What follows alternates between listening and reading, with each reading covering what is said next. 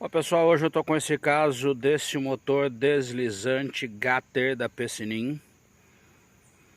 E o problema é que ele está com uma folga aqui. Às vezes o seu portão tá fazendo barulho, ele tá com uma folga aqui, ó. Então vamos colocar bem perto. Na hora que você liga, e ele tem uma folga que ele está subindo e descendo. Aqui eu já tirei os parafusos. Aqui, ó. Então eu já soltei aqui os parafusos, mas dá pra gente ter a noção que ele tá subindo e descendo aqui. E ele tá com uma folga aqui. Então nesse caso aqui, é a carcaça do motor aqui, que ela...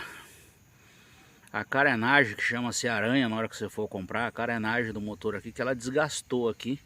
Nesse caso eu vou trocar essa aranha aqui, a gente já mostra pra vocês.